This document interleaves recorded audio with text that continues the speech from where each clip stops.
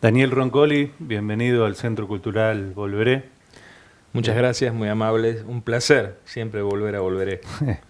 Sí, nos has acompañado en muchas actividades y la verdad que es un gusto tenerte. No, para mí también es un muy lindo espacio y siento mucha empatía con muchas de las cosas que hacen, así que encantado de la vida. Daniel, sos presidente del Club Cañuelas, pero me gustaría, antes que entrar en los temas del club, que son muy interesantes y fundamentales en esta entrevista, que nos cuentes un poco tu vida, porque también tenés muchas actividades extras, sos actor, periodista, Ujú.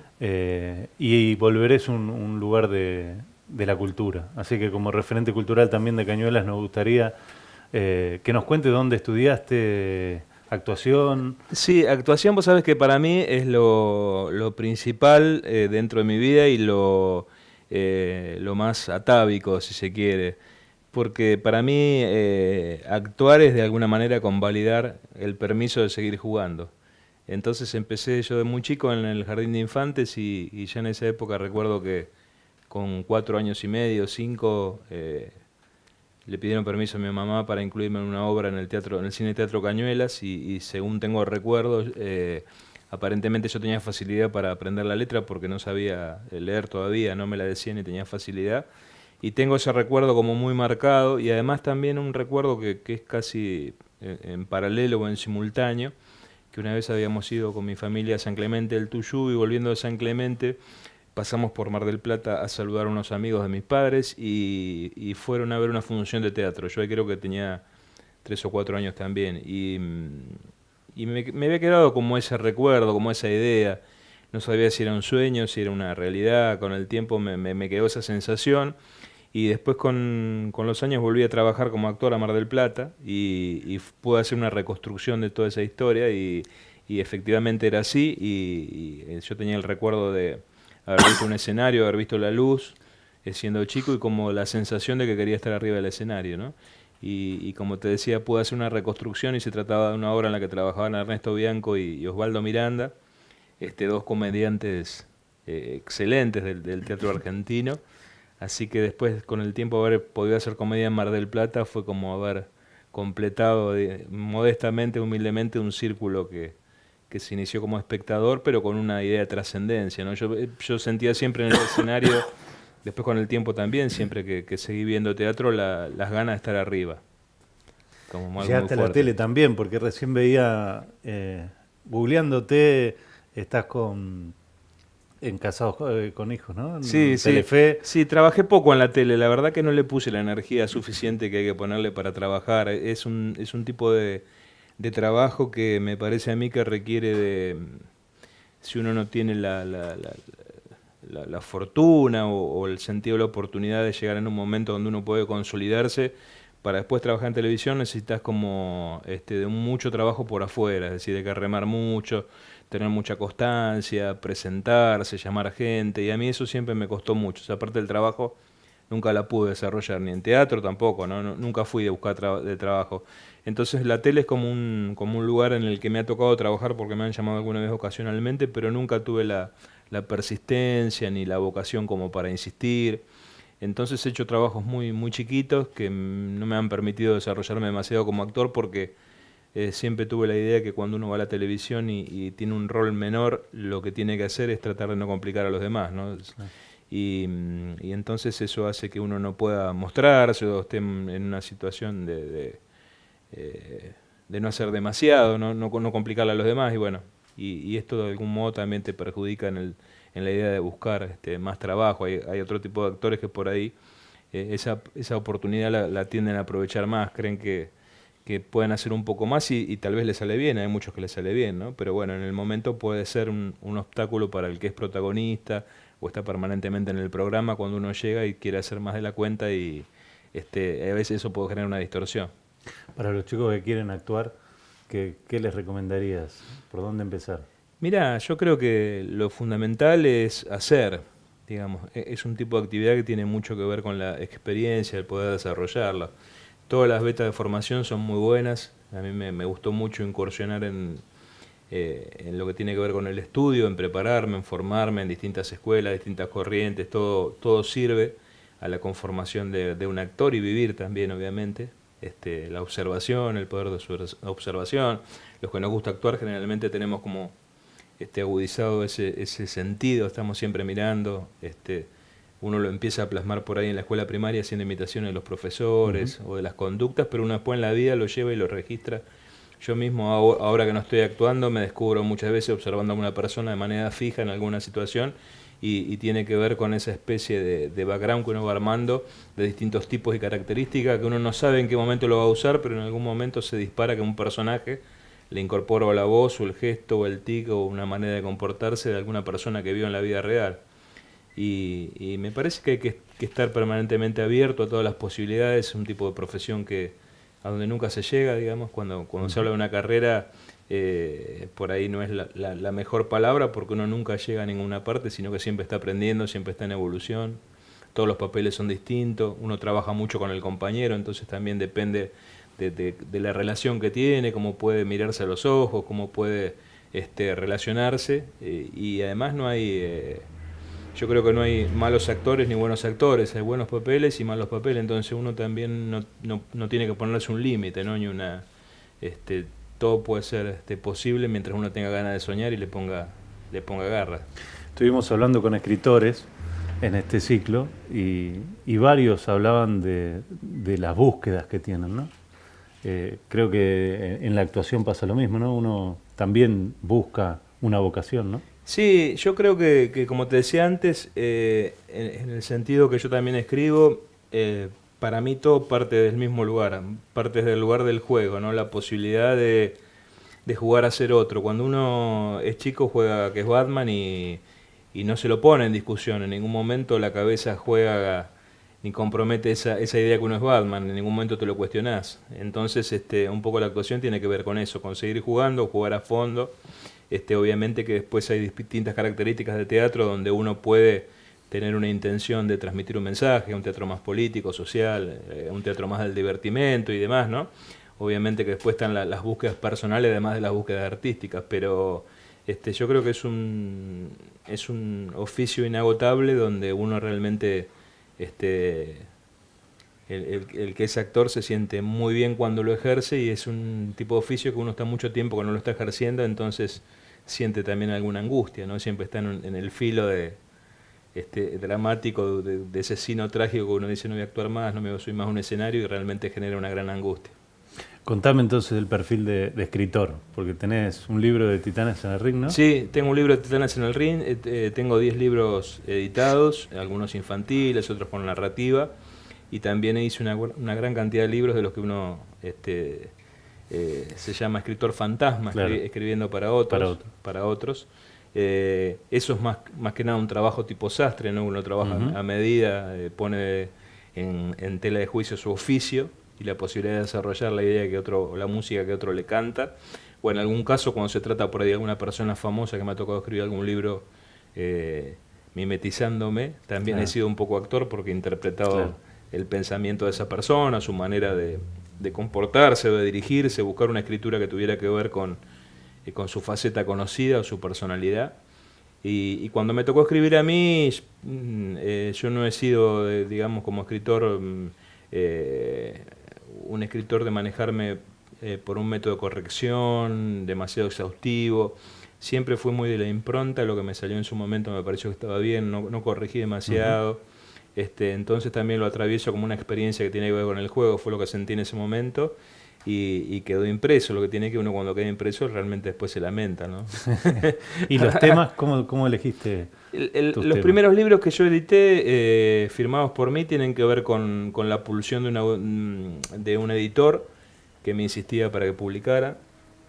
Yo tenía un material que él había visto que era muy disperso, porque en realidad no lo hacía para publicar, sino que eran cosas que yo escribía para mí, tenían que ver con el fútbol como un lenguaje o como un vehículo para contar otro tipo de historias, y esos fueron 3 libros, una saga de 3 libros: Instrucciones para embellecer el domingo, Resaca de potrero y Canilleras en el alma, que tenían que ver con una narrativa donde tomaba el fútbol. Y después, bueno, hice libros infantiles porque se dio la posibilidad y era divertido, y el de Titanes en el Ring es otro tipo de libro, es una gran biografía de Cardagian y además avanza sobre la biografía de los distintos luchadores, los personajes. Es un libro como bastante ciclópeo, de muchos años de laburo, que no estaba pensado como un libro, sino que en su momento fue una investigación por gusto personal, tipo coleccionismo, y que después, bueno, se plasmó en un libro que realmente aún hoy me da mucha satisfacción, porque evidentemente toca la infancia de mucha gente. Hay muchos que se sienten emocionados, movilizados por el libro, y me parece que fue un acto de justicia, porque le faltaba ese libro a Titanes en el Ring y a la historia de Martín Cardagian. Ahora, el libro nos vincula a otra faceta tuya, que es la de periodista, ¿no? Hace poco estuvo en Cañuelas Cintia García y dijo que había sido vos su mejor jefe. ¿Por qué nos contás un poco de eso? No, eso porque ella tiene una relación de cariño, de afecto conmigo, pero bueno, evidentemente yo en el hiciste carrera en el gráfico, ¿no? Sí, el periodismo fue una cosa que yo la desarrollé por ahí sin estar muy convencido de que fuera un tipo de trabajo para mí, porque el periodismo obviamente tiene una materia prima que es la realidad, y a mí siempre desde el punto de vista del relato, tanto en el teatro como en lo que tiene que ver con la literatura, me interesó más la fantasía, o por lo menos agregarle un valor de fantasía. Entonces, de algún modo, haber trabajado como periodista tuvo que ver con una coyuntura de estudio, que bueno, en ese momento cuando yo fui a estudiar actuación o periodismo, cuando tomé la decisión de hacerlo, se daba una situación que en Cañuelas estaban electrificando el Roca. Era muy difícil viajar, todos viajábamos en el 51, no estaban las combis, por supuesto, y viajar a Buenos Aires demoraba 3 horas por lo menos. Claro. Paraba en todas, eran 6 horas viajar todos los días, y realmente yo quería anotarme, hacer la carrera de arte dramático, que en ese momento se cursaba solo de mañana y obligaba a un horario que a mí se me complicaba. Cuando me fui a anotar saliendo de acá pensé, digo, no, me tengo que salir a las 3:30 de la mañana, 4, lo vi como una cosa difícil. Entonces elegí estudiar periodismo por la tarde, porque se había dado la posibilidad también y se había abierto la carrera del Círculo de Periodismo Deportivo. Hice el examen de ingreso, que era muy cerrado, y lo aprobé. Entonces ya cuando lo aprobé, medio que dije, bueno, lo voy a hacer, porque era un lugar bastante codiciado ese, y hacer estudio de actuación por la tarde. De todas maneras, después, viste, terminó siendo el tema del viaje. Cualquier horario que viajara se complicaba, porque también llegar acá a Cañuelas, yo llegaba por ahí a las, 4 o 5 de la mañana, ¿no? Pero bueno, se dio así, y entonces conseguí primero trabajo de algún modo más validado, por lo menos trabajo más profesional, como periodista que como actor. Yo trabajaba en pequeñas salas, hacía espectáculos muy así a la gorra o muy improvisados, y simultáneamente trabajaba como periodista en el gráfico. En algún momento esto empezó a competir de manera muy fuerte, porque evidentemente el gráfico desarrollaba su actividad los fines de semana, y yo cada vez me fui metiendo más en espectáculos que obviamente también la función era los días de semana. Entonces se me daba una incompatibilidad de horarios que a mí me angustiaba mucho. Yo tenía el laburo que por un lado ganaba el dinero y vivía, y por otro lado un trabajo que a mí me llenaba el alma y que por ahí no ganaba un peso. Pero bueno, en un momento decidí, me quedé con el teatro. Pero bueno, llegaste a cubrir mundiales. Sí, llegué, y a Cintia, bueno, con Cintia trabajé también en la televisión. Se dio una circunstancia, en algún momento también hice guiones y trabajé en televisión, y Cintia trabajaba en ese lugar, y bueno, tuvimos una muy buena relación que aún conservamos, pero ella es muy talentosa, lo siente mucho el periodismo, y yo de algún modo era algo que no sentía tanto hacer. Me gustaba más, como te dije anteriormente, la ficción y generar otro tipo de historia. Entonces, bueno, le puse el acento más a ese tipo de cosas. Ahora, jugando llegaste a presidente del club.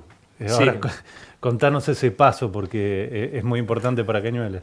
Bueno, eso tiene que ver con un poco con mi inconsciencia. Yo siempre soy una persona que ante el miedo o la duda escapo para adelante. Entonces huyo, pero parece que voy hacia un lado. Y se dio la circunstancia que un grupo de amigos, que todos tenemos una vinculación con el club a través de años por distintas razones, que pueden ir desde familiares a que todos de algún modo crecimos en el club,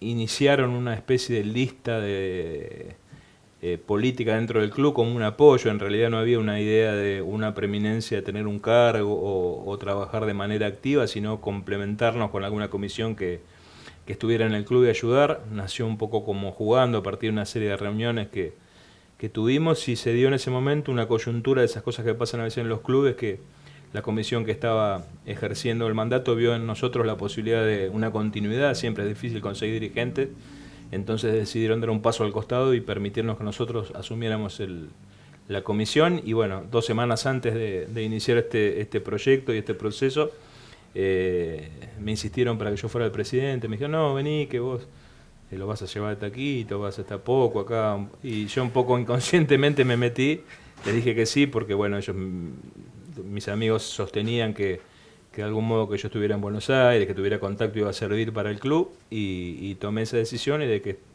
puse el pie ahí, realmente no he hecho otra cosa, porque nos tomamos esto con mucha pasión, como todas las cosas que nos ha tocado hacer este grupo de gente que estamos trabajando, y además porque el club está en una etapa de crecimiento y está muy grande, y bueno, requiere de mucha atención en el día a día. Así que ha sido Llegaste una etapa al club de en un mucho momento difícil, ¿no? Porque sí, después de un momento económico complicado. Era un momento complicado. Yo creo que en clubes como el nuestro, en una sociedad como la cañuelense, felizmente uno no tiene que atravesar el vilipendio de dirigentes, las gestiones, digamos, que uno pueda aborrecer, o que pueda algún dirigente que uno necesite denunciar por algún acto de mala fe. Yo creo que toda la gente que se acerca a la dirigencia lo hace desde un lugar muy, muy noble y de muy buena voluntad. Después cada uno hace lo que puede, lo que siente, no hay demasiada preparación para esto, uno trabaja por intuición y por pulsión.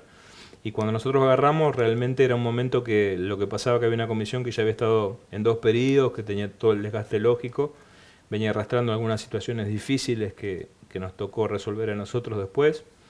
Y justamente yo creo que es muy difícil en las sociedades intermedias justamente conseguir gente que se involucre, es muy difícil el compromiso. Entonces también esto genera que una comisión se agote, y al no encontrar recambio también empiece obviamente a mermar sus fuerzas y a cometer más errores que aciertos, porque tiene que ver con la dinámica de la gestión. A nosotros nos pasa ahora, después de estar unos cuantos años trabajando en esto.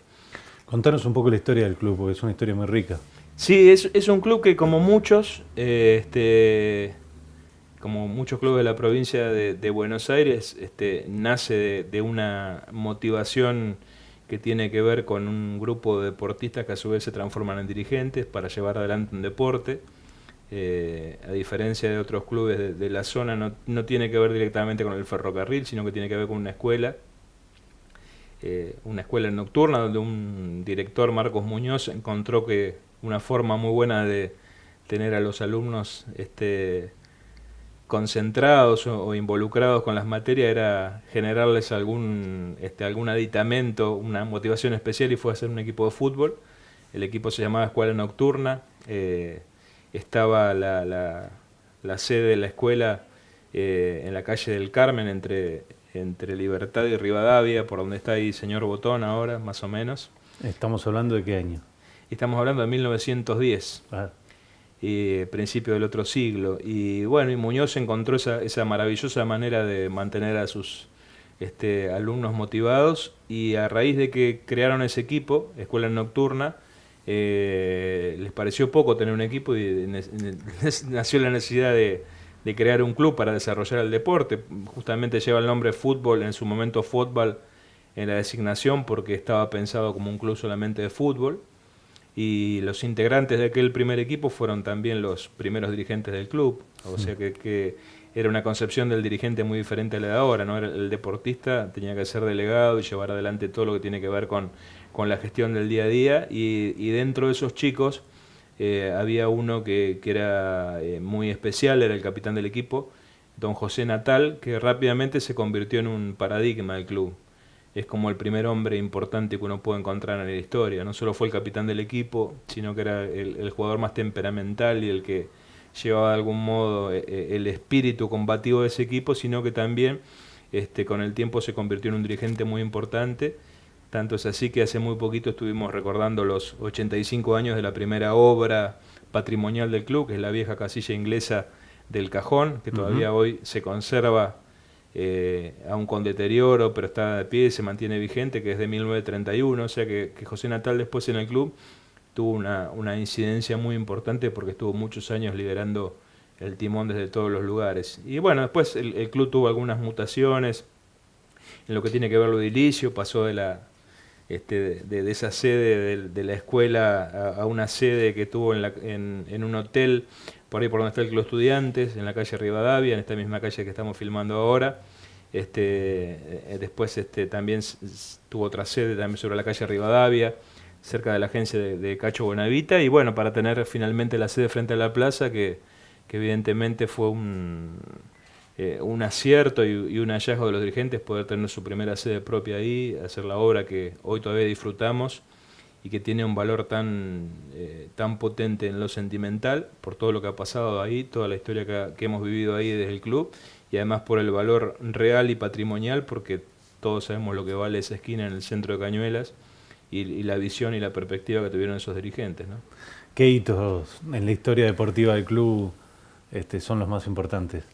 Bueno, el club rápidamente lo que uno puede decir es que en toda una época donde no había registros profesionales, el club fue como muy pionero en la zona en todos los deportes, porque así como fue un club que nació de fútbol, rápidamente, digamos, en periodos bastante breves, comenzó a disputar otras actividades y fue muy pionero y muy precursor y muy bueno, o con muchos campeones en la zona, en tenis, en pelota paleta, en básquet y en fútbol también era muy campeón en la zona, no solamente disputaba los torneos de la Liga de Lobos en ese momento, que era una liga muy fuerte, Cañuelas casi siempre era animador, si no era campeón, y se fue consolidando como un equipo muy importante, jugadores de Cañuelas eran requeridos de otras instituciones. Hubo futbolistas muy importantes que habían jugado en equipos de primera división que vinieron a jugar a Cañuelas, como los hermanos Quiroga de Montegrande, Eduardo Spragon de Vélez Sarsfield, y comenzaron a surgir también los valores locales. Lo que pasa que digamos, el hito deportivo más grande en cuanto a la visibilidad a nivel nacional debió esperar muchos años, porque recién en 1975 Cañuelas ingresa a la AFA, y ese realmente fue un hito, porque tiene que ver no solo con la visión de un dirigente, de Jorge Arín, que imaginó un futuro grande para la ciudad, no solo para el club, sino que imaginó todo el desarrollo de la ciudad, compró los terrenos donde hoy está el estadio en Uruguay y San Juan, cuando realmente acceder a ese lugar todos le decían que estaba loco, que era lejísimo, cómo va a ser al medio del campo, quién va a ir ahí, hoy evidentemente forma parte del casco urbano, sino que él tuvo esa visión y logró algo muy difícil, que era que en esa época no se estaban inscribiendo equipos en AFA, o sea, Cañuelas es de los últimos clubes que se pudieron inscribir directamente a AFA, con una gran muñeca política de Jorge Arín que lo consiguió. Así que es un lugar muy venerado, porque hay muchas instituciones muy grandes, muy importantes, por nombrarte alguna, Náutico ACO, Gimnasia Esgrima Buenos Aires, que todavía habían querido entrar a AFA y no han podido. Y bueno, y Jorge Arín lo consiguió, y a partir de ahí empieza una etapa que la podríamos referir como la etapa moderna del club, que tiene que ver con su afiliación a AFA, y que tiene un logro muy importante en el año 96. Le costó mucho a Cañuelas dar el paso a la primera C, que fue el primer ascenso, y bueno, nosotros tuvimos la fortuna en el 2014, tras haber descendido, de poder volver el equipo a la primera C, que nos parece que por un montón de cuestiones que tiene que ver con la geografía, con el crecimiento de la ciudad, la primera C a Cañuelas desde un punto de vista le queda chico, y tendría que ser un equipo de primera B, que es un objetivo seguramente deportivo del futuro inmediato. Ese logro lo tenés en tu camiseta de hoy. Sí, así es. Ahora, para cerrar, los dos grandes proyectos, me parece, tienen que ver, bueno, uno con la escuela, que el club nació de la escuela, ¿no? Y es como un círculo virtuoso volver a hacer. Y ahora la escuela, están con la idea de crear una escuela deportiva. Sí. Y el otro que me gusta mucho es el tema del tenis adaptado, que también es muy precursor del club y de Cañuelas en la región, ¿no? Sí, sí, totalmente. Yo te diría que son 3 los proyectos que uno tiene para el club que me parece que son significativos. El del tenis adaptado es un proyecto que de algún modo nace por generación espontánea, no tiene que ver con una idea nuestra de cuando asumimos en el club, sino que se nos dio por una circunstancia. Empezamos a pensar qué lugar debían tener en el club los discapacitados, queríamos darles un lugar, y en ese momento nos encontramos con una persona que había llegado de Uribe Larrea, Diego Moliner, con un entusiasmo único, inquebrantable. Diego está en silla de ruedas por un accidente, víctima de un robo, le pegaron un balazo y perdió la movilidad de sus piernas. Y él nos enseñó, porque nosotros no conocíamos lo que era el tenis adaptado, comenzó a entrenar en el club y con su entusiasmo generó alrededor un gran movimiento que nosotros lo único que hicimos fue no oponernos, sino que darle curso, nos metimos detrás de la cola de lo que Diego venía haciendo, le ofrecimos el club, le abrimos las puertas y a partir de ahí surgieron un lindo caudal de tenistas con Florencia Moreno como campeona.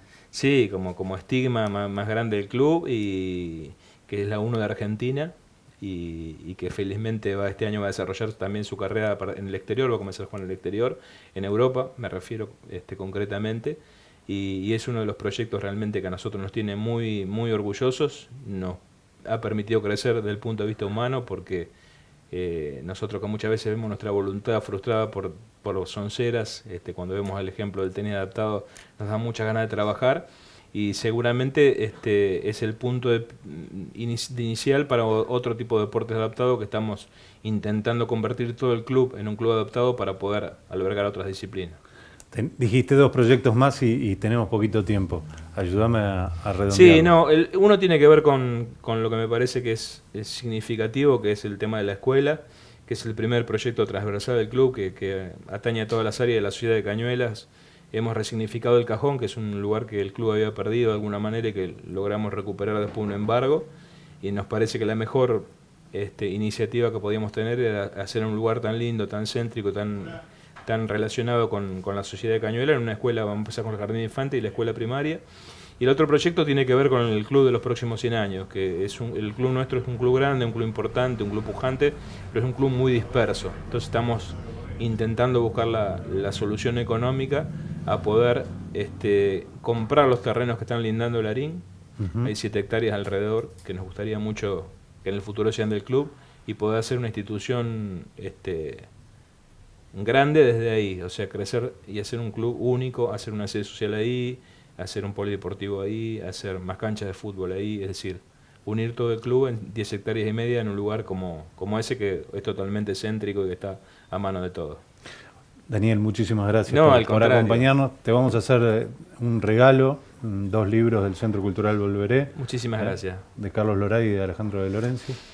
Y en cualquier momento pedirte que escribas también con nosotros sería muy bueno. Va a ser un placer, ¿cómo no?